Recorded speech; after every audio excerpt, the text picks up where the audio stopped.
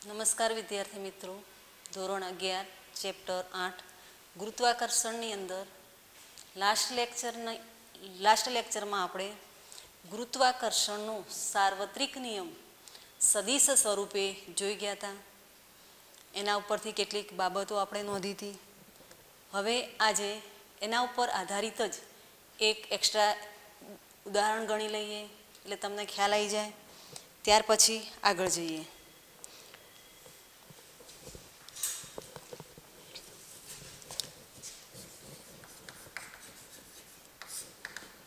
ગુરુત્વાકર્ષણના સાર્વત્રિક નિયમને સદિશ સ્વરૂપે જોયો ત્યારે આપણને આ રીતે એનું સૂત્ર પ્રાપ્ત થતું હતું. F12 is equal to G M1 M2 upon 1 2 છે. એટલે M1 દળના કણ પર M2 દળના કણ વડે લાગતું ગુરુત્વાકર્ષી બળ, જેને આપણે અહીંયા R12 સ્ક્વેર અથવા R સ્ક્વેર વડે દર્શાવતા હતા. દિશા કઈ હતી? તો R12 કેરેટ હતી.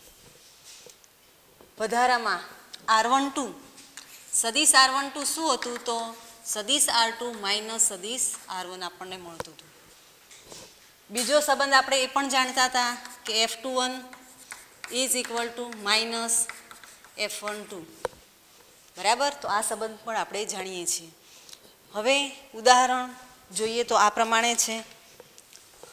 રકમ હું અહીંયા બોલીશ ત્યારે તમારે ચોપડામાં નોટ કરવી પડશે. 25 કેજી અને 10 કેજી દળના પદાર્થોના સ્થાન સદિશો, એટલે બે દળ છે. 25 કેજીને M1 કહી દઈએ, 25 કેજી અને 10 કેજી દળના પદાર્થોના સ્થાન સદિશો. પ્રથમનો સ્થાન સદિશ R1 લઈએ તો R1 છે 475 મીટર અને M2 દળનો સ્થાન સદિશ છે 135 મીટર. તો 25 કેજીના પદાર્થ પર અહીંયા જોવું પડશે કે 25 કેજીના પદાર્થ ઉપર 10 કેજીના પદાર્થ વડે લાગતું બળ એટલે પર વડે, એટલે કયું શોધવાનું છે? આપણે F12 શોધવાનું છે. તો સૂત્ર ફોર્મ્યુલા આપણને આપી જ છે. હવે એક વસ્તુ જોઈ લઈએ કે અહીંયા આપણે 25 કેજીને M1 લીધા છે, એટલે જે બળ મળે છે એને F12 કહીએ છીએ.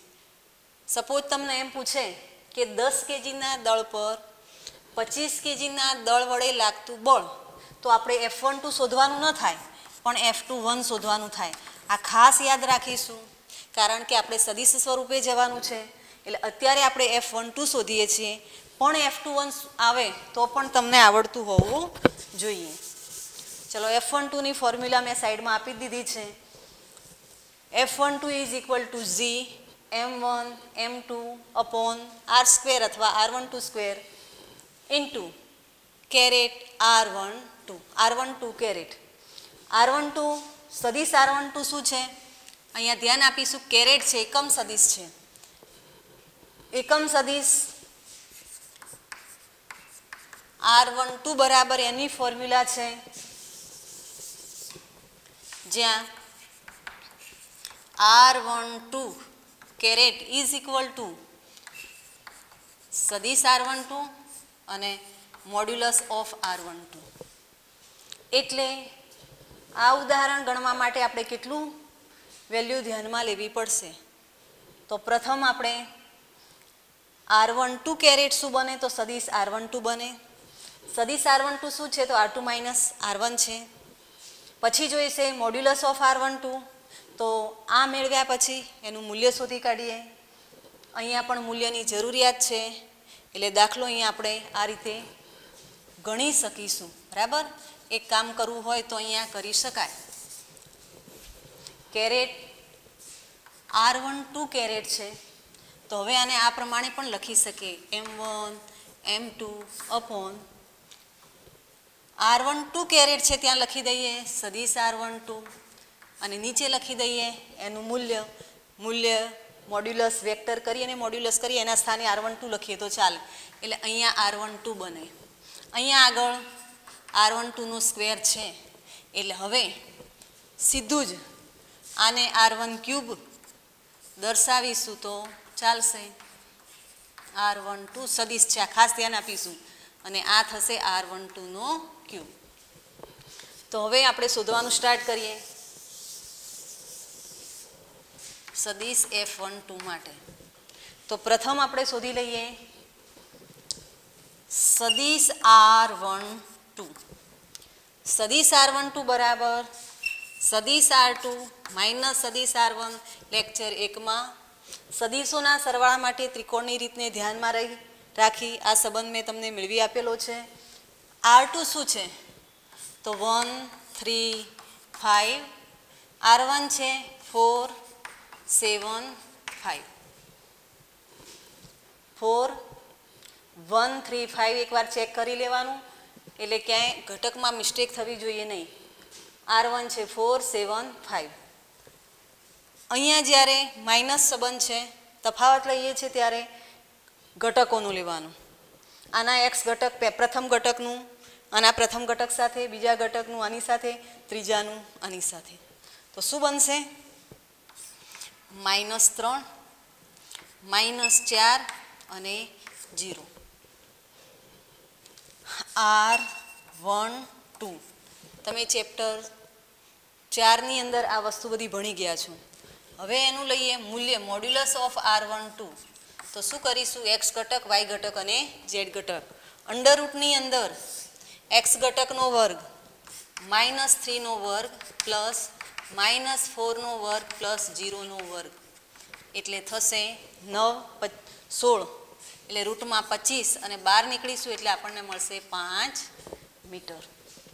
તો સદિશ r12 મળી ગયા અને મોડ્યુલસ ઓફ r12 થયા. આપણે સૂત્રની અંદર એ જ જોઈએ છે, સદિશ r12 અને મોડ્યુલસ ઓફ r12. તો હવે કિંમત મૂકી દઈએ. માટે f12 બરાબર, જેની કિંમત યાદ હોવી જ જોઈએ, 6.67 મલ્ટીપ્લાય બાય 10⁻11 એસઆઈમાં છે. જી મૂક્યા પછી m1 કેટલા છે તો 25 kg જોઈ લેવાનું. આ એસઆઈમાં છે, બધી જ વેલ્યુ એસઆઈમાં છે. m2 છે 10 kg. હવે જોઈએ છે સૂત્ર પ્રમાણે r12 નો ક્યુબ. તો modulus of vector r12 is equal two 5 છે, તો એનો ક્યુબ કરીશું. લાસ્ટમાં આ સદિશ r12 છે ને સદિશ r12 ની કિંમત આપણે મેળવી છે, કેટલી છે? -3 -4 અને 0. તો 6.67 10⁻11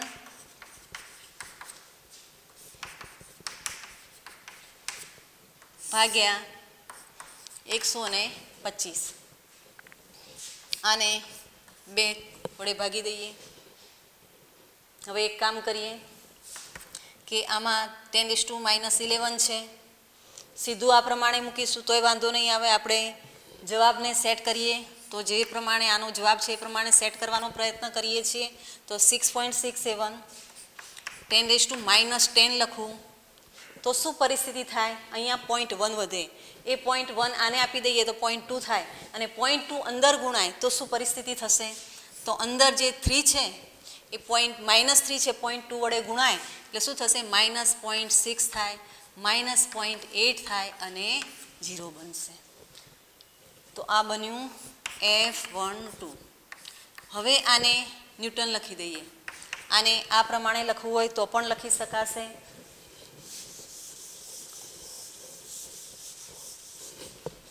આપણને ખ્યાલ હોવો જોઈએ આ x ઘટક છે, આ y ઘટક છે અને આ z ઘટક છે.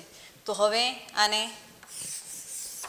f12 સદિશ f12 બરાબર 6.67 10⁻10 અને -0.6 x ઘટક હોય તો i કેરેટ લખીશું. આ જે y ઘટક છે એટલે શું બનશે? -0.8 j કેરેટ. z છે નહીં એટલે કે લખતા નથી, અને આનો એકમ છે ન્યૂટન.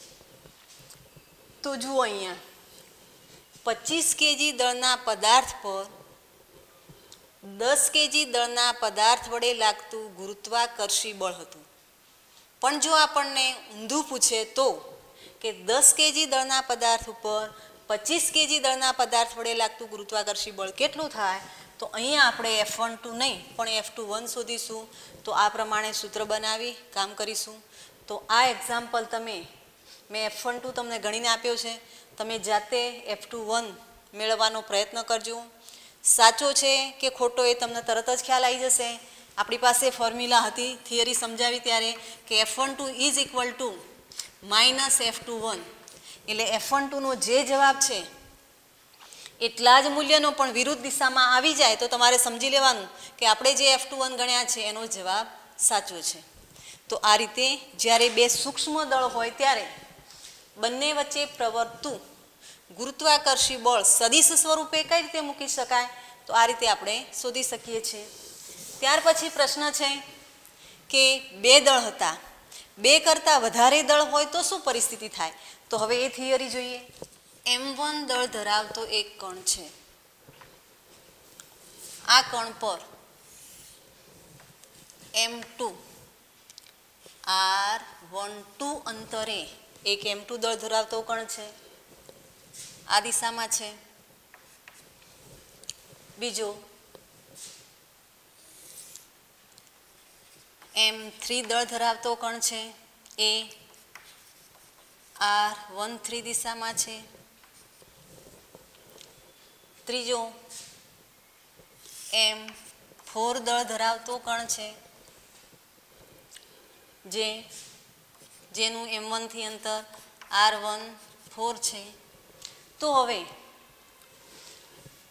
M1, M2, M3 અને M4 આ ચાર દળ ધરાવતા કણો થયા. શું પરિસ્થિતિ થશે, તો અહીંયા ધ્યાન આપવું પડશે કે હું M1 દળ ધરાવતા કણને ધ્યાનમાં રાખું છું, ખાસ ખ્યાલ રાખવો પડશે, ધ્યાન રાખવું પડશે. અહીંયા જનરલ પરિસ્થિતિ શું થાય, તો દરેક દળ ધરાવતો કણ બીજા કણ પર ગુરુત્વાકર્ષી બળ લગાડે. તો હવે ધારો કે M1 પર M2 લગાવે, M3 લગાવે, M4 લગાવે, તો પછી M1 ઉપર લાગતું પરિણામી ગુરુત્વાકર્ષી બળ શું થાય, તો આ પરિણામી ગુરુત્વાકર્ષી બળ એ દરેક કણ વડે લાગતા ગુરુત્વાકર્ષી બળના સદિશ સરવાળા જેટલું થાય. અને આ જે હકીકત છે એને આપણે સંપાતપણાનો સિદ્ધાંત કહીએ છીએ. ટૂંકમાં બે કરતાં વધારે દળો હાજર હોય એ વખતે પરિણામી ગુરુત્વાકર્ષી બળ શોધવા માટે સંપાતપણાના સિદ્ધાંતનો ઉપયોગ કરવો પડે. અને સંપાતપણાનો સિદ્ધાંત શું બને છે, તો કોઈ પણ દળ ધરાવતા કણ પર લાગતું પરિણામી ગુરુત્વાકર્ષી બળ, ધારો કે આપણે હાલ M1 ને ફોકસ કરીએ છીએ, તો M1 ઉપર લાગતું ગુરુત્વાકર્ષી બળને હું F1 કહું. કોણ બળ લગાડે છે, તો M2 દળવાળો પણ લગાડે છે, M3 દળવાળો પણ લગાડે છે, M4 દળવાળો પણ લગાડે છે. તો પછી M1 દળ ધરાવતા કણ પર લાગતું પરિણામી ગુરુત્વાકર્ષી બળ એને હું F1 કહું.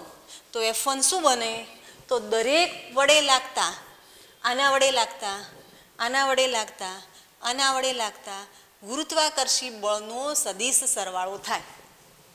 એટલે હવે એમ લઈએ કે પોતે તો પોતા ઉપર બળ લગાડવાનો નથી, બાકીના જ લગાડશે. તો M1 દળ ધરાવતા કણ પર M2 દળ ધરાવતા કણ વડે લાગતું ગુરુત્વાકર્ષી બળ પર વડે F12, M3 દળ ધરાવતા કણ વડે M1 દળ ધરાવતા કણ પર લાગતું ગુરુત્વાકર્ષી બળ F13. એ જ રીતે M4 દળ ધરાવતા કણ વડે M1 દળ ધરાવતા કણ પર લાગતું ગુરુત્વાકર્ષી બળ F14. તો આ છે સંપાતપણાનો સિદ્ધાંત સૂત્ર સ્વરૂપે. પરિણામી બળ એ દરેક વડે લાગતા સ્વતંત્ર બળના સદિશ સરવાળા બરાબર થાય છે. હવે જોઈ લઈએ તો આ સૂત્ર પ્રમાણે આપણે સમજવું છે. તો પ્રથમ M1 દળ ધરાવતા કણ પર M2 દળ ધરાવતા કણ વડે લાગતું ગુરુત્વાકર્ષી બળ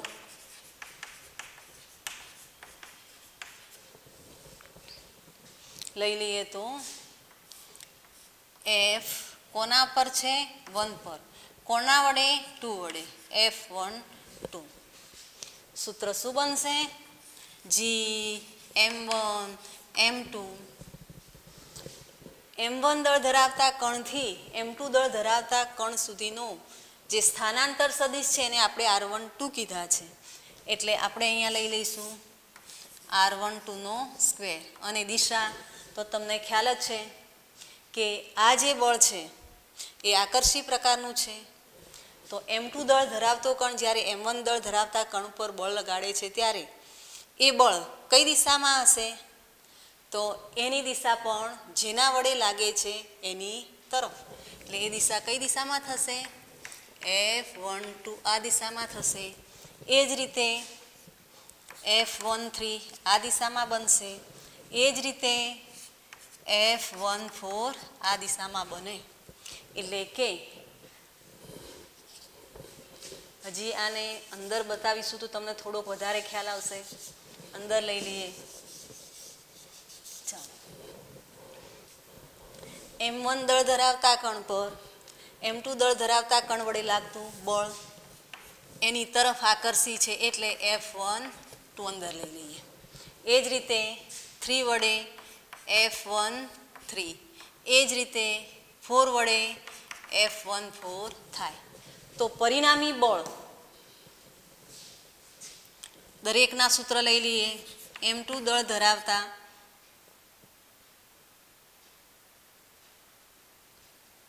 M2 વાળું આવી ગયું. હવે M1 દળ ધરાવતા કણ પર M2 થઈ ગયું છે એટલે M3 દળ ધરાવતા કણ વડે લાગતું ગુરુત્વાકર્ષણ અથવા ગુરુત્વાકર્ષી બળ F13 is equal to G M1 M3 upon R13 square R13 caret. અહીંયા પણ R12 કેરેટ. M2નું કામ થઈ ગયું. M3નું હવે લઈએ M4. તો M1 દળ ધરાવતા કણ પર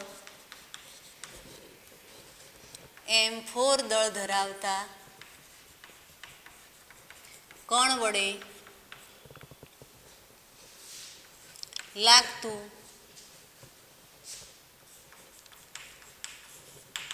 ગુરુત્વાકર્ષણ બળ F14 is equal to G M1 M4 R14 no square R14 caret. તો પછી M1 દળ ધરાવતા કણ પર લાગતું પરિણામી બળ સંપાતપણાના સિદ્ધાંત પ્રમાણે લઈએ તો એ બનશે F1 is equal two F12 F13 અને સદિશ F14. હવે અહીંયા જોઈએ R12 સ્થાનાંતર સદિશ R12 લીધો છે, પણ આપણે એના સ્થાને R21 લઈએ તો અહીંયા મૂલ્યમાં છે એટલે ફરક પડે નહીં. પણ જો આ સૂત્રની અંદર હું R12ના સ્થાને R21 લઉં તો દિશા ઉલટાઈ જાય છે. એટલે આપણને આ પણ સંબંધ ખબર હોવી જોઈએ કે સદિશ R12 is equal to minus સદિશ R21 બને.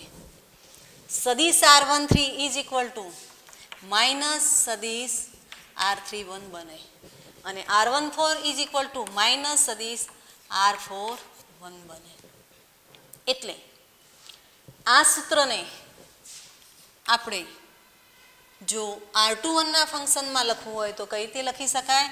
જે બુકમાં આપ્યું છે F12 is equal to minus G M1 M2 R21 caret upon, અહીંયા ખ્યાલ હોવો જોઈએ કે R21 લખીએ કે R12 લખીએ મૂલ્યમાં કોઈ જ ફરક પડતો નથી, પણ અહીંયા R21 છે તો મૂકી દઈએ, એકવાર R12 લખાય તો પણ ખોટું છે નહીં.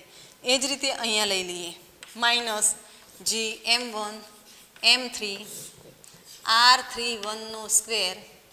માઇનસ એટલા માટે લખીએ છીએ કે R13ના સ્થાને આપણે R31 કેરેટ લખવાના છીએ, R31 કેરેટ.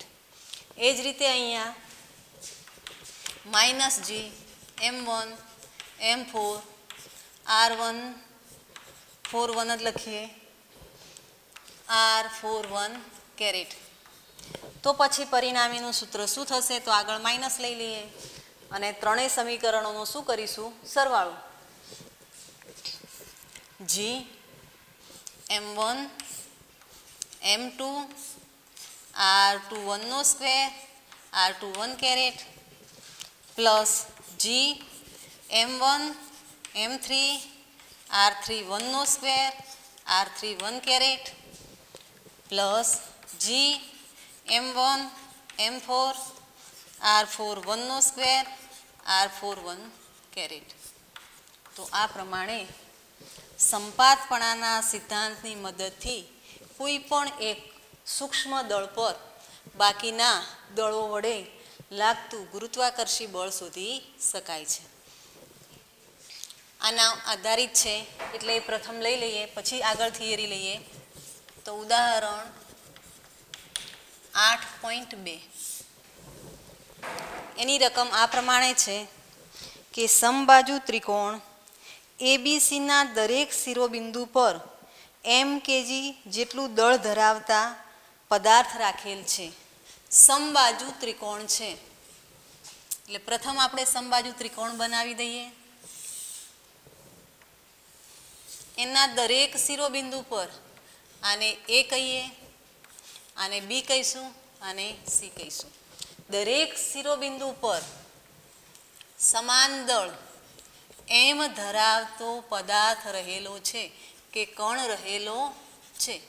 આપણને રકમમાં જે પ્રમાણે કે એ પ્રમાણે આપણને ખ્યાલ છે કે પદાર્થ લઈએ ત્યારે પણ એ પદાર્થનું જે પરિમાણ છે એ બંને વચ્ચેના અંતર કરતાં ઓછું હોવું જોઈએ. તો એ કન્ડિશનમાં આપણે કણના સ્થાને પદાર્થ લઈ શકીએ છીએ. તો એમ દળ ધરાવતો દરેક શિરોબિંદુ પર આપણે એમ દળ ધરાવતો પદાર્થ મૂકી દીધો છે. રકમમાં આગળ જોઈએ તો પ્રશ્ન એ કહે છે કે ત્રિકોણના મધ્ય કેન્દ્ર જી પર રહેલા 2m દળ પર કેટલું બળ લાગશે? અહીંયા આગળ સમબાજુ ત્રિકોણના મધ્ય બિંદુ જી કહીએ છીએ અને જીએમ ઉપર 2m દળ ધરાવતો બીજો પદાર્થ મૂક્યો છે અને એના ઉપર કેટલું બળ લાગે છે આપણે શોધવું છે. બીજા પ્રશ્ન બીમાં આપણને આ રીતે પૂછવામાં આવે છે કે જો શિરોબિંદુ એ પરનું દળ બમણું કરવામાં આવે તો કેટલું બળ લાગશે? બીજી વધારામાં ડેટા એ આપી છે કે મધ્યબિંદુ દોરી દઈએ એટલે તમને ખ્યાલ આવે કે અહીંયા મધ્યબિંદુ આપણે જી લઈશું. તો મધ્યબિંદુથી દરેક શિરોબિંદુનું અંતર સમાન અને એ કેટલું છે? તો આપણને રકમમાં આપી દીધું છે 1 મીટર છે. ટૂંકમાં એ અને જી વચ્ચેનું અંતર આર જી એ, બી અને જી વચ્ચેનું અંતર આર જી બી, જી અને સી વચ્ચેનું અંતર આર જી સી. આ કેટલું છે? 1 મીટર છે. તો આપણે બે બાબતો શોધવાની છે. તો પ્રથમ ડેટા મૂકી દઈએ. આર જીએ કે એજી બંનેમાં કોઈ ફરક છે નહીં. R GA, R GB, R GC is equal to 1 metre. અહીંયા 2m દળ ધરાવતો કણ છે.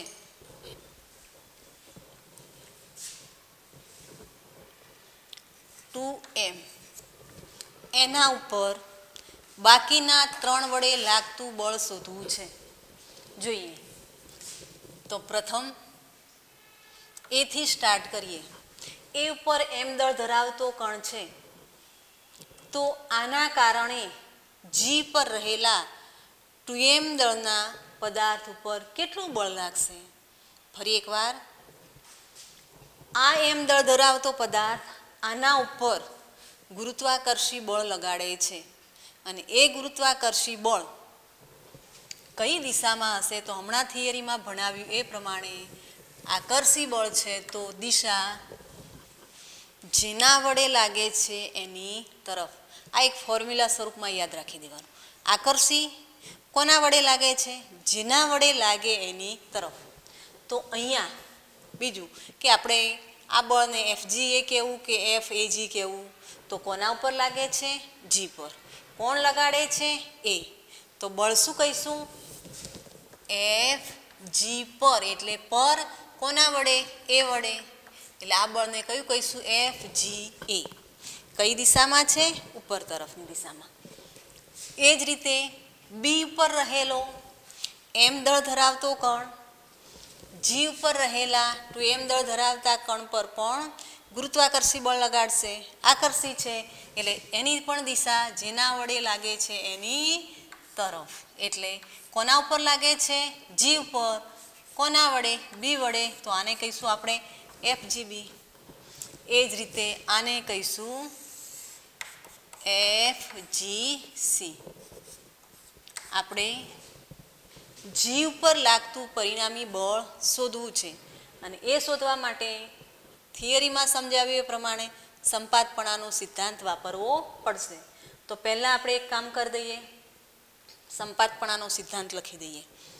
પછી આનું પરિણામી શોધવા માટે અહીંયા આ બંને બળો એ x કે y અક્ષ ઉપર નથી, પણ XY સમતલમાં છે. અને તમે સમતલમાં ગતિ સમજી ગયા છો એટલે એના ઘટકો વિચારવા પડે. એ પછી આપણે વિચારીએ.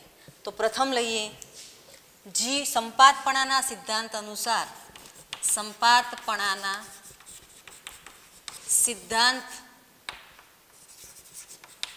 અનુસાર જી પર રહેલા 2m દળના પદાર્થ પર લાગતું પરિણામી બળ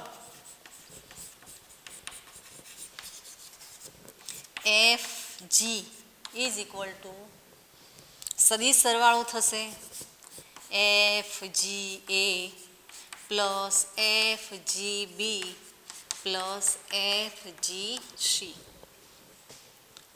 હવે એક કામ એ કરી દઈએ કે અહીંયા આ દળ m છે, આ દળ 2m છે, આ દળ m છે, આ દળ 2m છે, આ દળ m છે, આ દળ 2m છે. એટલે ત્રણ બળોની અંદર દળ સમાન છે. બાકી શું રહ્યું? અંતર. તો આ અંતર 1 મીટર છે, આ અંતર 1 મીટર છે, આ અંતર પણ 1 મીટર છે. એનો અર્થ કે બળનું મૂલ્ય એ FGA, FGB અને FGC ત્રણે કેવા બને છે? સમાન. બદલાય છે શું? માત્ર દિશા. તો અહીં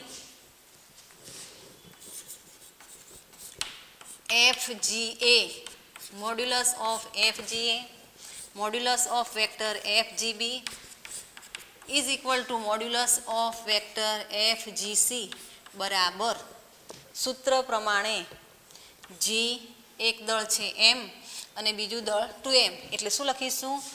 2m સ્ક્વેર. m 2m એટલે 2gm સ્ક્વેર. અંતર કેટલું છે? 1 મીટર. એટલે 1 નો સ્ક્વેર એટલે શું થઈ જાય? 1. એટલે FGA બરાબર 2gm સ્ક્વેર બાય 1. FGB એ જ બનશે, FGC પણ એ જ બને છે. આપણે સંબંધ લેવાનો છે સદિશ. અહીંયા મૂલ્યમાં સમાન છે પણ સદિશમાં સમાન હોય નહીં. અને જ્યારે પણ સદિશ સંબંધ લેવાનો થાય ત્યારે દિશાઓને ખાસ ધ્યાનમાં રાખવી પડશે. જોઈ લઈએ. તો હમણાં મેં કીધું એ પ્રમાણે કે આ જે છે એ એક્સ કે વાય દિશામાં નથી, પણ એક્સ વાય સમતલમાં છે. અને એક્સ વાય સમતલમાં હોય ત્યારે આપણે એના ઘટકો લેવા પડે છે. તો પ્રથમ એક કામ કરી દઈએ કે આને આપણે એક્સ દિશા કહી દઈએ, આને આપણે વાય દિશા કહી દઈશું. આ છે માઇનસ એક્સ અને આ બનશે માઇનસ વાય. માઇનસ એક્સ અને આ માઇનસ વાય. જોઈએ અહીંયા એફજીસી એ પ્લસ એક્સ અને માઇનસ વાય સમતલમાં ચોથા ચરણમાં છે. પ્રશ્ન એ થશે કે જો ઘટક શોધવો હોય તો આપણને ખૂણાનો ખ્યાલ હોવો જોઈએ. તો ખૂણો કઈ રીતે મેળવીએ છીએ? અહીંયા આ ખૂણો સી જે છે એને જીસી બે સરખા ભાગમાં વિભાજન કરે છે. પ્રથમ આપણને કીધું છે કે આ સમબાજુ ત્રિકોણ છે અને સમબાજુ ત્રિકોણ હોય તો આખો ખૂણો સી એ 60 અંશનો થાય. તો પછી એને જ્યારે મધ્ય ભાગમાંથી બે સરખા ભાગમાં વિભાજિત કરીએ ત્યારે આ ખૂણાનું માપ કેટલું થશે? 30 ડિગ્રી. જો આ 30 ડિગ્રી બને તો યુગ્મ કોણની જોડ આ પણ શું બની જાય? 30 ડિગ્રી. એ જ રીતે આ 30 આ 30. એટલે આપણને ઘટક મેળવવામાં તકલીફ પડે નહીં. જુઓ એફજીસી આ દિશામાં છે તો એનો એક્સ અક્ષની દિશાનો ઘટક શું બનશે? તો એક્સ અક્ષની દિશાનો ઘટક બનશે એફજીસી કોસ 30 ડિગ્રી. એ જ રીતે વાય દિશાનો ઘટક શું બનશે? તો એફજીસી સાઇન 30 ડિગ્રી. હવે આપણે કામ એ કરી દઈએ, આના બંનેના ઘટકો લઈ અને પછી એનું સદિશ ફોર્મ જ લખી દઈએ એટલે છેલ્લે સરવાળો કરવામાં તકલીફ પડે નહીં. આને સમીકરણ 1 કહી દઈએ. જુઓ જે પ્રમાણે એફજીસી આ ખૂણો 30 અંશનો થાય, પાસેની બાજુ એટલે કોસ, આ ખૂણાને ધ્યાનમાં રાખીએ તો આ સામેની બાજુ એફજીસી સાઇન 30. અહીંયા જોઈએ તો આ છે એફજીબી. આ ઘટક પાસેની બાજુ છે એટલે એને કહીશું એફજીબી કોસ 30. આને કહીશું એફજીબી સાઇન 30. તો હવે એફજીસીના પણ બે ઘટક મળી ગયા કોસ સાઇન. એ જ રીતે એફજીબીના પણ બે ઘટક કોસ અને સાઇન આપણને મળી જાય છે. હવે આકૃતિમાં જોઈશું તો સીધું જ આપણને ખ્યાલ આવી જશે કે એફજીસી શું લખી શકાય? સદિશ એફજીસી તો એના બે ઘટક, આ ઘટક પ્લસ એક્સ દિશામાં છે એટલે શું લખીશું? એફજીસી કોસ 30 ડિગ્રી પ્લસ એક્સ દિશામાં છે એટલે આઈ કેરેટ લખીશું. બીજો ઘટક કઈ દિશામાં છે? માઇનસ વાય દિશામાં છે એટલે બીજો ઘટક જીસી માઇનસ એફજીસી સાઇન 30. કઈ દિશા છે? માઇનસ વાય એટલે વાયનો જે કેરેટ અને માઇનસનું આગળ ચિહ્ન માઇનસ આવી જાય છે. એ જ રીતે એફજીબી લઈ લઈએ. એફજીબી કઈ દિશામાં છે? તો માઇનસ એક્સ અને માઇનસ વાય સમતલની વચ્ચે એટલે એક્સ ઘટક પણ માઇનસ અને વાય ઘટક પણ માઇનસ.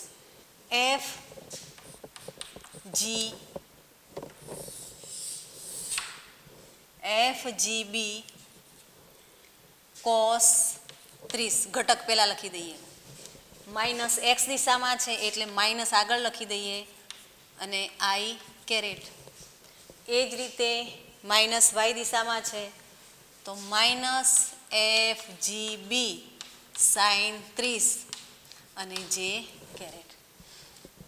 તો આપણે જોઈતું હતું એફજીબી મળી ગયું, એફજીસી મળી ગયું. હવે વાત કરીએ એફજીએની. તો એફજીએ શું થાય? તો ફરી પાછું આકૃતિમાં જોઈ લઈએ તો એ તો ઓલરેડી પ્લસ વાય દિશામાં છે જ, એના ઘટક લેવાના થશે નહીં. તો એમાં આપણે શું લખી દઈશું? એફ જી એ વાય દિશા છે એટલે પ્લસ એટલે માત્ર જે કેરેટ.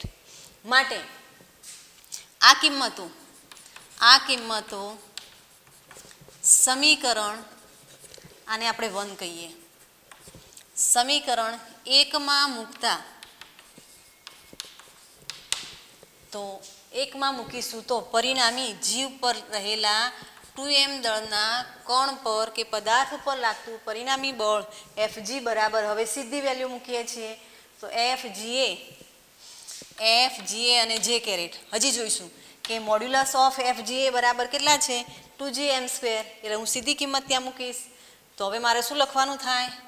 2gm²/1 અને એનો જે કેરેટ.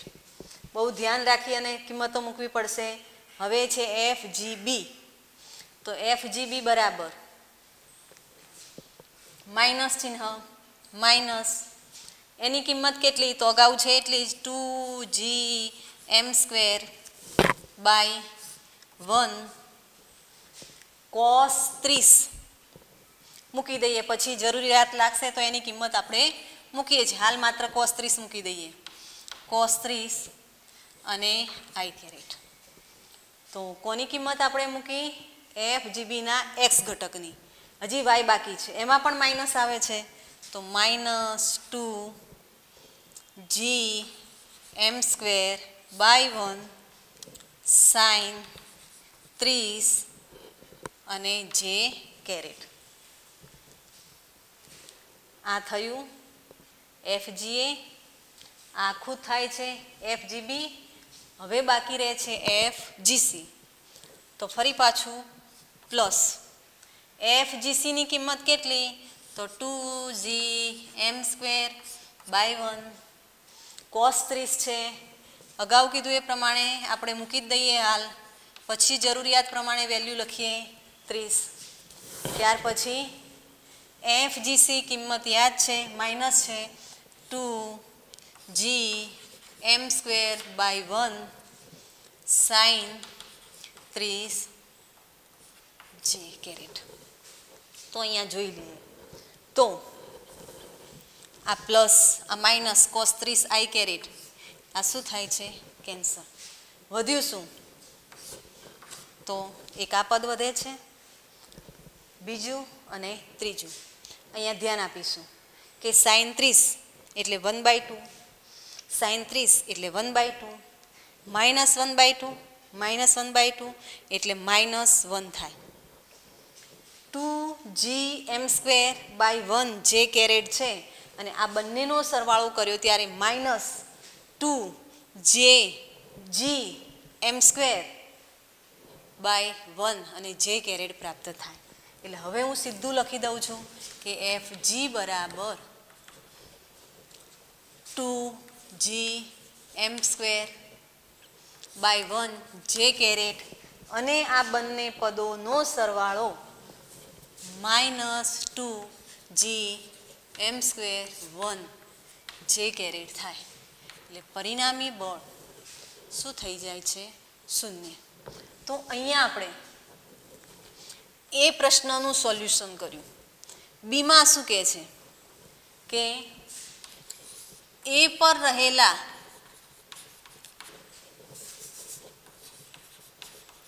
પદાર્થનું દળ 2m બમણું એટલે કે 2m કરીએ તો શું થાય? તો હવે કોને ધ્યાનમાં લેવું પડશે? એને. એ ઉપર લાગતું બળ કયું છે? FGA. FGA કયું પદ આપે છે? તો આ પહેલું પદ આપે છે. બરાબર. તો હવે આ પદમાં m, એક દળ m અને બીજું દળ કયું હતું? 2m હતું. તો m 2m હોય ત્યારે 2gm²/1 થાય છે, પણ બંને 2m હોય ત્યારે તો શું બનશે? 4gm²/1 જે કેરેટ. આ પદ પ્રથમ રહ્યું. બાકીના પાછળના જે પદો છે એ એમના એમ જ રહેશે. એટલે પ્રથમ પદ શું થઈ જાય? તો જીવ પર લાગતું પરિણામી બળ, જો આ સૂત્ર પ્રમાણે જ મૂકી દેવાનું. ટુના સ્થાને શું થઈ જાય? 4g m square J caret by 1 minus 2g m square by 1 J caret. એટલે જવાબ મળે છે, અહીંયા શૂન્ય થાય નહીં, પણ કેટલું થશે? 2g m સ્ક્વેર બાય 1 અને જે કેરેટ. તો આ રીતે અહીંયા આ ઉદાહરણ પૂર્ણ થાય છે. સદીશોની સમતલમાં ગતિ છે એ ચેપ્ટર તમને વ્યવસ્થિત આવડતું હશે તો જ તમે આ ઘટકો સમજી શકો છો. તો આ રીતે આ દાખલો અહીંયા પૂર્ણ કરીએ છીએ. એક જોઈએ તો એટલે અગાઉનું લેક્ચર ફરી પાછું રિવાઇઝ થઈ જાય. તો ઉદાહરણ 8.1 જેની રકમ આ પ્રમાણે છે, વચ્ચે એક ઉદાહરણ રહી જાય છે એટલે પૂર્ણ કરી પછી જ થિયરી લઈએ. તો એની રકમ આ પ્રમાણે છે. ધારો કે આકૃતિ 8.1 એમાં, એટલે હું આકૃતિ દોરીને તમને સમજાવી દઉં છું, માં સૂર્ય નીચ એટલે પેરીહેલિયન બિંદુ પી આગળ ગ્રહની ઝડપ વીપી અને સૂર્યથી ગ્રહનું એસપી અંતર આરપી છે. આરપી વીપીનો સર્વોચ્ચ એટલે કે એફિલિયન બિંદુ એ આગળની અનુરૂપ રાશિઓ સાથે સંબંધ મેળવો. ગ્રહને બીએસી અને સીપીબીના અંતર કાપતા સરખો સમય લાગશે. રકમ ઉપરથી આપણને ખ્યાલ આવશે નહીં, પણ પ્રથમ આપણે એની આકૃતિ કમ્પ્લીટ જોઈ લઈએ. એ આકૃતિ જોયા પછી દોરી અને પછી તમને સમજણ પડશે, બરાબર? તો આપણને આકૃતિ 8.1 કહે છે એટલે કેપ્લરનો જે કક્ષાનો નિયમ હતો, પ્રથમ નિયમ હતો, એની આકૃતિ આપણે યાદ કરવી પડે, જે અગાઉ તો મેં તમને લેક્ચરમાં સમજાવી દીધી છે, પણ ફરી આપણે એકવાર યાદ કરી દઈએ કે કેપ્લરના પ્રથમ નિયમની અંદર આ પ્રમાણે આપણે ગ્રહની સૂર્ય ફરતેની જે ભ્રમણની કક્ષા છે એ દીર્ઘવૃત્તિએ આપણે દર્શાવી, દોરી અને સમજાવી હતી. એ પણ કીધું હતું કે એના એક કેન્દ્ર ઉપર સૂર્ય છે. અહીંયા સૂર્યથી ગ્રહ આ રીતે સૂર્યની ફરતે દીર્ઘવૃત્તીય કક્ષામાં ભ્રમણ કરે છે. અહીંયા ગ્રહના બે સ્થાન ધ્યાનમાં લેવાના છે. એક આ સ્થાન છે. આ સ્થાન એવું છે ગ્રહનું કે સૂર્યથી સૌથી દૂરનું હશે, જેને, અને આ સ્થાન છે એ સૂર્યનું ગ્રહથી સૌથી નજીકનું છે. હવે સૂર્ય જ્યારે ગ્રહની ફરતે ભ્રમણ કરે છે ત્યારે અહીંયા સૂર્યથી એનો સ્થાન સદિશ આપણને આર એ આપ્યો છે. સૂર્યથી પીનો સ્થાન સદિશ આર પી આપ્યો છે. હજી આપણે આકૃતિ પૂર્ણ કરીએ તો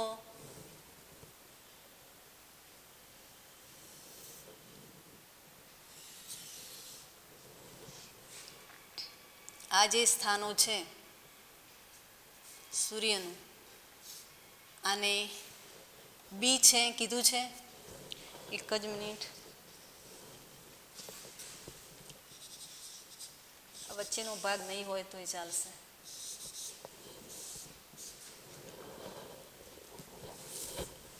પ્રથમ દોરી પછી લઈ લઈએ વચ્ચેનો ભાગ. અને આ છે સી. હવે ગ્રહ એ સ્થાને હોય ત્યારે ગ્રહનું સૂર્યથી મહત્તમ અંતર, એ અંતર સૂર્યથી એ બિંદુ પાસે ગ્રહનું સ્થાન આપણને આરે આપ્યું છે. એસથી એ બિંદુનું, એસથી એટલે ટૂંકમાં લખી દેવાય, એસથી એ બિંદુ પાસે ગ્રહનું સ્થાન આરે. એ જ રીતે એસથી પી બિંદુ પાસે ગ્રહનું સ્થાન આરપી છે. અહીંયા વેગ વીએ અને અહીંયા વેગ વીપી છે.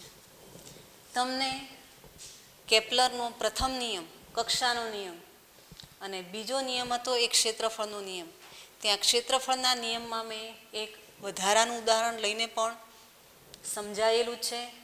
થોડુંક યાદ કરવું પડશે કે પ્રથમ નિયમ એક કક્ષાનો નિયમ હતો અને બીજો એક ક્ષેત્રફળનો નિયમ હતો. બીજો નિયમ શું કહેતો હતો કે કોઈ પણ ગ્રહ જ્યારે સૂર્યની ફરતે ભ્રમણ કરે છે ત્યારે સૂર્ય અને ગ્રહને જોડતી રેખા સરખા સમયમાં સરખું ક્ષેત્રફળ આંતરે છે. પણ જો ક્ષેત્રફળ સમાન ન હોય તો સમય પણ સમાન બને નહીં. આ ખાસ વસ્તુ ધ્યાનમાં રાખવાની છે. તો પછી એ સમયમાં શું સમાન બને છે? ક્ષેત્રીય વેગ સમાન બને છે. અને એ વસ્તુ તમે ચેપ્ટર 7ની અંદર ભણી ચૂક્યા છો. બીજી વસ્તુ એ છે કે બીજો નિયમ સમજાવ્યો ત્યારે તમને એ પણ કીધું હતું કે અહીંયા કોણીય વેગમાનનું સંરક્ષણ થાય છે. એટલે એ કન્સેપ્ટ ઉપર જ હું જઈશ. અહીંયા શું લઈશું કે ગ્રહ એ સ્થાને હોય છે ત્યારે એનો સ્થાન સદિશ આરે આપી દીધો, એનો વેગ વીએ લઈ લીધો. ગ્રહ પી સ્થાને આવે છે ત્યારે એનું સ્થાન આરપી લઈ લીધું, એનો વેગ વીપી લઈ લીધો. ગ્રહનું દળ એમપી લઈ લઈએ. ગ્રહનું દળ પ્લેનેટ એટલે એમપી છે, બરાબર. હવે ગ્રહ જ્યારે ભ્રમણ કરતો હોય ત્યારે એના કોણીય વેગમાનનું સંરક્ષણ થાય છે. એટલે કોણીય વેગમાનનું સંરક્ષણ થતું હોય તો એ સ્થાને જેટલું કોણીય વેગમાન છે એટલું જ પી સ્થાને થાય. તો અહીં કોણીય વેગમાનનું સંરક્ષણ થાય છે. કોણીય વેગમાન માટે સંજ્ઞા આપણે કેપિટલ લઈશું તોય ચાલશે અને સ્મોલ લઈશું તોય ચાલશે. એટલે એ પાસે એલ એ લઈએ અને પી પાસે એલપી લઈ લઈએ. હવે જોવું પડશે કે ગ્રહ ધારો કે એ સ્થાને હોય, આ પ્રમાણે ભ્રમણ કરતો હોય તો એનો વેગ આ દિશામાં થાય, એનો સ્થાન સદિશ આ દિશામાં થાય, બંને વચ્ચેનો ખૂણો 90. એ જ રીતે ગ્રહ જ્યારે પી સ્થાને આવે છે એટલે એનું સ્થાન એ નીચેની તરફ ગતિ કરશે એટલે એનો વેગ નીચેની તરફ થાય, એનો સ્થાન સદિશ આ પ્રમાણે બંને વચ્ચેનો ખૂણો 90 ડિગ્રીનો થાય. ચેપ્ટર 7ને યાદ કરીએ તો એલ બરાબર આર ક્રોસ પી, એલ બરાબર આર ક્રોસ એમ વી. તો આ ખૂણો જ્યારે 90 ડિગ્રીનો થાય છે ત્યારે આર એમ વી સાઇન π/2 એટલે શું લખી શકીશું? આર એમ વી લખી શકીશું. તો સીધું જ અહીંયા હું લઈ લઉં છું એલ એ એટલે એ બિંદુ પાસે અને એલપી એટલે પી બિંદુ પાસે. એ બિંદુ એ દૂરનું છે જેને એફિલિયન કહીએ છીએ, લેક્ચર 1માં સમજાવી દીધું છે. એ જ રીતે પી પાસે લઈએ તો પી પાસે એફિલિયન લઈશું અને તો એલ એ અને એલપી. ચાલો, એમ ગ્રહનું દળ, ગ્રહનું વેગમાન એટલે પેલા સ્થાન સદિશ લઈ લઈએ આર અને પી, એટલે આનું એ બિંદુ પાસે સ્થાન સદિશ આરે, પછી વેગમાન માટે એમ અને પી, ગ્રહનું દળ પી અને એનો વેગ વીએ. આર ક્રોસ પી મૂલ્યમાં આરપી થશે, આર અને પી બની ગયું. ચાલો, એ જ રીતે પી બિંદુ પાસે, પી બિંદુ એ નજીકનું બિંદુ છે તો પી બિંદુ પાસે સ્થાન સદિશ આરપી લઈ લો. ગ્રહનું દળ તો અહીંયા એ છે એટલે ભૂલથી પણ એમ એ લખાઈ ન જાય, ખાસ ધ્યાન રાખીશું, કારણ કે આ ગ્રહનું દળ છે એટલે તો એમપી જ લેવું પડે. એમ પ્લેનેટ એટલે એમપી લઈએ છીએ. અહીંયા તો પી બિંદુ છે સેટ થાય છે એટલે એમપીનું એમપી રહે છે, અહીંયા વીપી.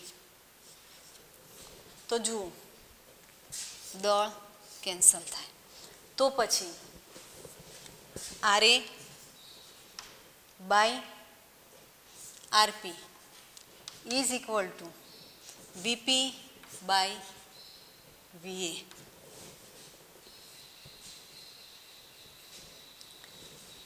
આ એફિલિયન અને આ પેરિલિયન, આ દૂરનું બિંદુ અને આ નજીકનું બિંદુ.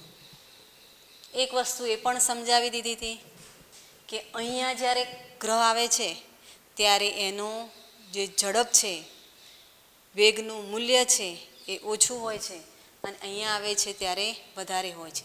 એ વસ્તુ અહીંયા તમને સૂત્ર પ્રમાણે મળી જાય છે. જુઓ તો આ અંતર છે RA અને આ અંતર છે RP. જો RA ગ્રેટર ધેન RP હોય તો શું પરિસ્થિતિ થશે? તો V નો સંબંધ કેવો થઈ જશે? VA less than VP. જોઈ લઈએ. આ મોટા છે તો P મોટા હોવા જોઈએ, આ નાના છે નાના હોવા જોઈએ. ટૂંકમાં ત્રિજ્યાઓ અને વેગ વચ્ચેનો સંબંધ વ્યસ્તમાં છે. જુઓ હવે જે પ્રમાણે સમજાવ્યું એ પ્રમાણે અહીંયા એની ઝડપ અથવા વેગનું મૂલ્ય નાનું છે અને અહીંયા મોટું છે. હવે આપણે સ્થાન સદિશ અને વેગ વચ્ચેનો સંબંધ મેળવ્યો, પણ આપણે સમયને ધ્યાનમાં રાખવાનો છે. તો જોઈએ, સૂર્યથી ગ્રહની જ્યારે ગ્રહ B પાસે આવે અને ગ્રહ C પાસે આવે તો ત્રિજ્યા સદિશ SB અને SC. તો ત્રિજ્યા સદિશ SB અને SC વડે આ દીર્ઘ કક્ષા છે એ દીર્ઘ કક્ષા સાથે આંતરાતું ક્ષેત્રફળ કેટલું થાય? તો SBAC એ સ્થાન માટે.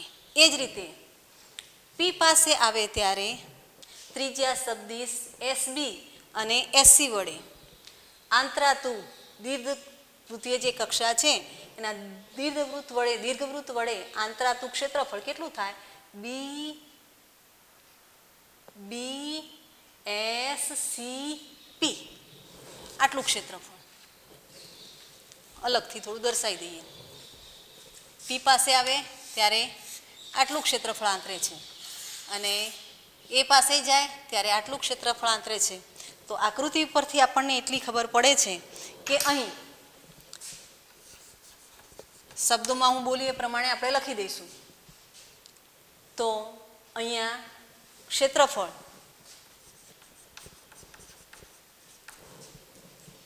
BSCA એ BSCP કરતા કેવું છે? મોટું છે. આ ક્ષેત્રફળ મોટું હોય તો અહીંયા લાગતો સમય કેવો હશે? વધારે હશે. કારણ કે ક્ષેત્રફળનો નિયમ એવું કહેતો હતો કે સરખા સમયમાં સરખું ક્ષેત્રફળ આંતરે છે. ક્ષેત્રફળ સરખું નથી. આ મોટું છે અને આ નાનું છે તો ક્ષેત્રફળ સરખું ન હોય ત્યારે સમય સરખો બને નહીં. તો આટલું કાપતા સમય વધારે લાગશે અને પાછળનું કાપતા સમય કેટલો લાગે છે? ઓછો લાગે છે. બરાબર? તો આ રીતે આપણે જવાબની અંદર નોટ કરી દઈશું. એક વાક્ય લખી દઈશું કે એ સ્થાને હોય છે ત્યારે સૂર્ય અને ગ્રહની જોડતી રેખા દ્વારા આંતરાતું ક્ષેત્રફળ આપણે એના ત્રિજ્યા સદિશ SB અને SCની સાપેક્ષે બોલીએ છીએ ત્યારે એ ક્ષેત્રફળ BSCA એ BSCP કરતાં મોટું છે. એટલે આના માટે સમય કેવો લાગશે? સમય વધારે. અહીંથી અહીંયા આ જે છે આટલા માટેનો સમય વધારે હશે અને આટલા માટેનો સમય ઓછો હશે. બુકમાં આપણને રકમમાં સ્પષ્ટ કીધું છે કે BAC અને CPB અંતર કાપતા લાગતો સમય. તો આપણે એની ભાષામાં જ લખી દઈએ કે BAC સમય ઓછો. ચાલો BAC કાપતા લાગતો સમય વધારે અને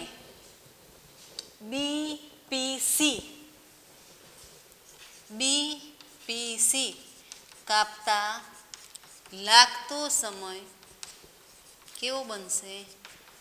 ઓછો. તો આ રીતે આ ઉદાહરણ આપણે સમજી શકીએ છીએ જેમાં કેપ્લરના પ્રથમ અને દ્વિતીય બંને નિયમનો ઉપયોગ કરવો પડે છે. તો ગુરુત્વાકર્ષી અચળાંક, સાર્વત્રિક ગુરુત્વાકર્ષણનો અચળાંક જે જી છે એનું મૂલ્ય શોધવા માટે સૌ પ્રથમ કેવેન્ડિસે પ્રયોગ કર્યો હતો 1798માં, અને એ પ્રયોગ ઉપરથી એને જીનું મૂલ્ય જે અત્યારે આપણે લઈએ છીએ 6.67 મલ્ટીપ્લાય બાય 10⁻11 SI છે. તો એનો જે પ્રયોગ છે એ પ્રયોગની પ્રાયોગિક ગોઠવણી કઈ રીતની છે તો એ સમજીએ. સાર્વત્રિક અચળાંક જી મેળવવા જીની માટે પ્રયોગ. તો પ્રયોગ કેવેન્ડિસે કર્યો છે. સાયન્ટિસ્ટનું નામ યાદ રાખીશું. તો કેવેન્ડિસ શું કરે છે, એક ધાતુનો તાર લે છે અને એ તારનો એક છેડો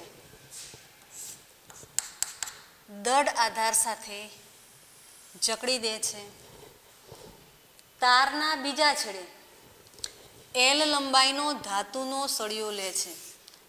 આ જે સળિયો છે એની લંબાઈ છે કેપિટલ એલ. આ સળિયાના બે છેડે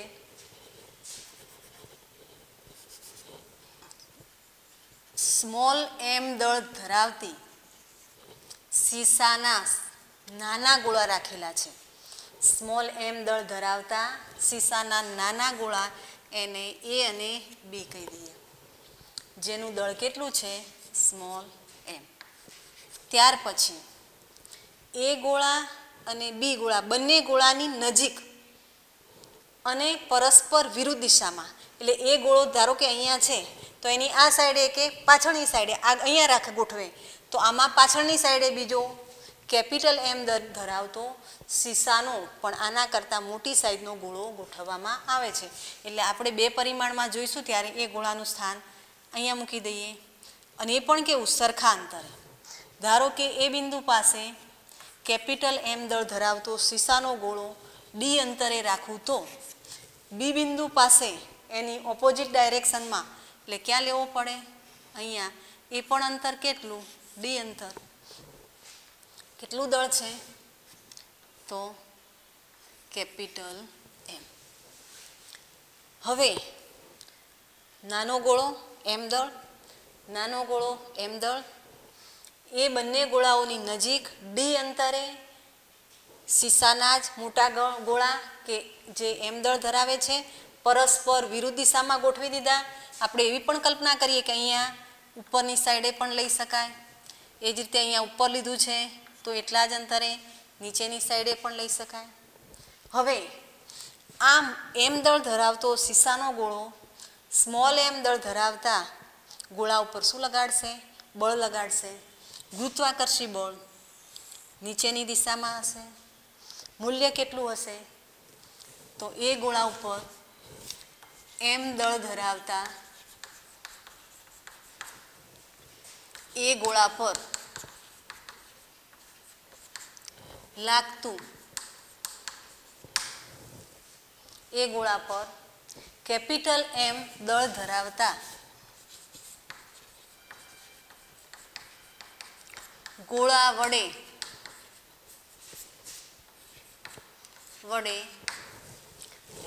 લાગતું ગુરુત્વાકર્ષી બળ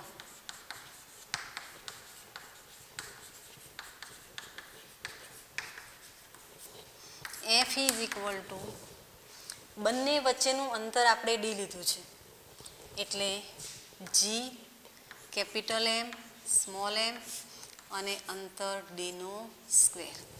જોઈએ અહીંયા પણ સ્મોલ એમ દળનો નાનો ગોળો, કેપિટલ એમ દળનો મોટો ગોળો, અંતર ડી. એવું સેમ આ બાજુ પણ છે.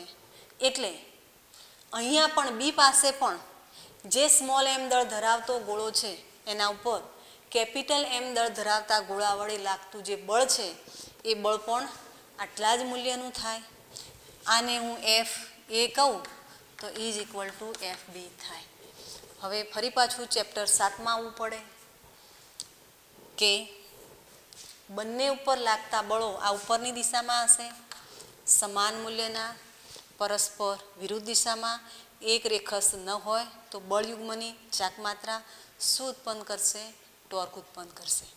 એટલે એના કારણે જે નાના ગોળાઓ છે એ નાના ગોળા ઉપર શું લાગશે? ટોર્ક.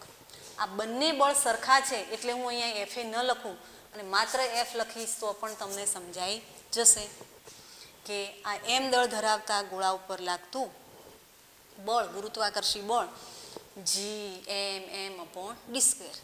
હવે આપણે ટોર્ક ઉપર જવું છે અને ત્યાં ખ્યાલ છે ચેપ્ટર 7 પ્રમાણે કે ટોર્ક બરાબર શું થાય? તો બે બળોમાંથી એક બળનું મૂલ્ય ગુણ્યા બે બળો વચ્ચેનું લંબ અંતર થાય. ચલો આ બે બળો વચ્ચેનું લંબ અંતર કેટલું છે? તો સળિયાની લંબાઈ. તો ગોળા ઉપર લાગતું ટોર્ક જેને હું ટાઉ કહું તો ટાઉ ઇઝ ઇક્વલ ટુ આ એફ એ હતું એ જ એફ બી હતું, બંને બળોમાંથી એક બળનું મૂલ્ય એટલે બળનું મૂલ્ય લઈશું આપણે જી એમ એમ અપોન ડી સ્ક્વેર. બરાબર. હવે બંને વચ્ચેનું લંબ અંતર એટલે બે છેડાઓ વચ્ચેનું અંતર એટલે શું થઈ જાય? એલ. જુઓ હવે જ્યારે આ ટોર્ક લાગશે ત્યારે સળિયો શું કરશે? આપણે આને ઓ બિંદુ કહી દઈએ છીએ, આને એમ કહીએ છીએ. તો આ સળિયાને કોની સાથે જોડ્યો છે? કોનાથી બાંધ્યો છે? તારથી. એટલે આ ટોર્કને કારણે સળિયો પોતે શું કરશે? ભ્રમણ કરશે અને સળિયામાં બળ ઉત્પન્ન થાય. ધારો કે સળિયો જ્યારે ભ્રમણ કરે છે ત્યારે એ પરિસ્થિતિમાં ફરી પાછું શું લાગે છે? પુનઃસ્થાપક ટોર્ક. તો એક બાજુ ટોર્ક લાગશે, એને મૂળ કન્ડિશનમાં તાર ઉપર બળ ચડે છે, મૂળ કન્ડિશનમાં લાવવા માટે પુનઃસ્થાપક ટોર્ક લાગે છે. આ torque G M M D square into L છે અને પુનઃસ્થાપક ટોર્ક કેટલું કોણીય સ્થાનાંતર કર્યું અથવા કેટલા બળ ચડ્યા એના આધારે tau dash is equal to K theta, જ્યાં કે શું છે? બળ અચળાંક. એટલે ટોર્કના કારણે તાર ઉપર બળ ચડે, પુનઃસ્થાપક ટોર્કના કારણે ખુલ્લું થાય. આ પ્રક્રિયા ક્યાં સુધી ચાલે? તો જ્યાં સુધી બંને ટોર્ક સરખા ન થાય ત્યાં સુધી આ પ્રક્રિયા ચાલશે. એટલે ધારો કે બંને ટોર્ક સમાન થઈ જાય એટલે હવે સળિયો કેવો થઈ જાય છે? સંતુલનમાં આવી જાય છે. અને એ કન્ડિશનમાં ધારો કે એના ઉપર તાર ઉપર થીટા બળ ચડ્યા છે તો સમતોલન સ્થિતિ માટે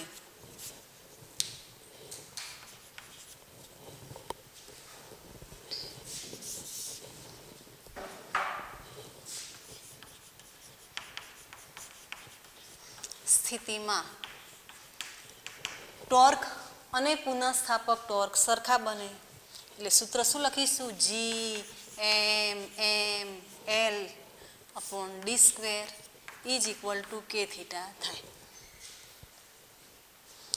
અહીંયા થીટા એટલે તારમાં ચડતો બળ અથવા સળિયાએ કરેલું કોણીય સ્થાનાંતર. તો લેમ્પ અને સ્કેલની રીતનો ઉપયોગ કરી આપણે થીટા શોધી શકીએ છીએ. જો પુનઃસ્થાપક ટોર્ક મળી જાય તો થીટા કે is equal to tau dash by theta સૂત્ર પ્રમાણે આપણને કે પણ મળી જાય. ટૂંકમાં થીટા શોધી શકીએ છીએ, કે શોધી શકીએ છીએ. આ બંને વેલ્યુ આપણને મળે છે. બે ગોળાઓ વચ્ચેનું અંતર એમ જાણીએ છીએ, સળિયાની લંબાઈ જાણીએ છીએ, આ બંને દળ આપણે જાણીએ છીએ. તો આ સૂત્રની મદદથી G is equal to K theta D square by M M into L સૂત્ર ઉપરથી જીની કિંમત આપણને 6.67 10⁻11 newton into metre square by KG square પ્રાપ્ત થાય છે. અને હાલમાં પણ આપણે જીની આ જ કિંમત જે કેવેન્ડિસે આ પ્રાયોગિક ગોઠવણી કરી અને મેળવી છે એ જ અત્યારે પણ આપણે વાપરીએ છીએ. તો આ રીતે સાર્વત્રિક અચળાંક જીનું મૂલ્ય શોધવા માટે આપણને પરીક્ષામાં પ્રશ્ન પૂછાય કે સાર્વત્રિક ગુરુત્વાકર્ષણનો સાર્વત્રિક અચળાંક જી શોધવા માટેનો કેવેન્ડિસનો પ્રયોગ વર્ણવો. તો આપણે એની પ્રાયોગિક ગોઠવણી,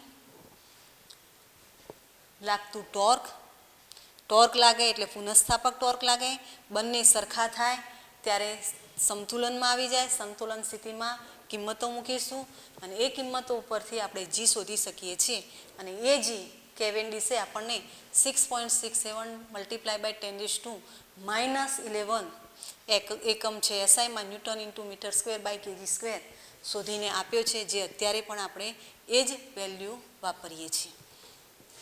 હવે પછીનો જે પોઈન્ટ લઈએ છીએ ત્યાં ગુરુત્વીય બળ એવો શબ્દ આવશે. એટલે મિત્રો પહેલાં તો તમને ખ્યાલ આવવો જોઈએ કે ક્યાંક બેન ગુરુત્વાકર્ષી શબ્દ બોલે છે અને ક્યાંક ગુરુત્વીય શબ્દ બોલે છે. તો આ બંને વચ્ચેનો ફરક પહેલાં સમજી લઈએ એટલે નેક્સ્ટ લેક્ચરમાં જ્યારે આપણે ગુરુત્વીય બળ બોલવાનું થાય ત્યારે આપણને સમજાઈ જાય. આપણને એટલો ખ્યાલ છે, અત્યાર સુધી ભણ્યા એના આધારે એટલો ખ્યાલ છે કે બે સૂક્ષ્મ દળો વચ્ચે ગુરુત્વાકર્ષી બળ પ્રવર્તે છે. હવે આ બે જે દળો છે એમાંથી એક દળ જો પૃથ્વીનું લઈ લઈએ તો એ વખતે ધારો કે બે દળો છે M1 અને M2. આ બે સૂક્ષ્મ દળો વચ્ચે જે બળ લાગે છે એમના દળના કારણે એ બળને આપણે ગુરુત્વાકર્ષી બળ કહીશું. ગુરુત્વાકર્ષી અથવા ગુરુત્વાકર્ષણ બળ કહીશું. પણ આ બે કણો અથવા બે પદાર્થોના સ્થાને એક પદાર્થ તરીકે પૃથ્વી લઈ લઈએ, પૃથ્વી કે જેનું દળ કેટલું લેવાનું છે આપણે ME, અને બીજો પદાર્થ તરીકે કોઈ M દળનો કણ લઈએ તો આ બંને દળ ધરાવે છે. તો આ બંને વચ્ચે પણ ગુરુત્વાકર્ષી બળ પ્રવર્તશે. પણ એ ગુરુત્વાકર્ષી બળને આપણે શું નામ આપીશું? ગુરુત્વીય અથવા ગુરુત્વ બળ. ગુરુત્વીય અથવા ગુરુત્વ બળ. એટલે જ્યારે જ્યારે ગુરુત્વ બળ બોલવાનો શબ્દ થાય ત્યારે આપણને સમજણ પડવી જોઈએ કે બે પદાર્થોમાંથી એક પદાર્થ એ પૃથ્વી હશે અને બીજો પદાર્થ અન્ય હશે. જ્યારે ગુરુત્વાકર્ષી બળ બોલીએ છીએ ત્યારે બંને પદાર્થ એ અલગ અલગ જ હોય છે. એટલે આ વસ્તુ ખાસ ધ્યાન રાખીશું. આપણે ગુરુત્વાકર્ષી બળ અને ગુરુત્વીય અથવા ગુરુત્વ બળ સરખા છે એવું માનીશું નહીં. તો આજે આ લેક્ચરમાં અહીંયા સુધી રાખીએ છીએ, બાકીનું નેક્સ્ટ લેક્ચરમાં લઈશું.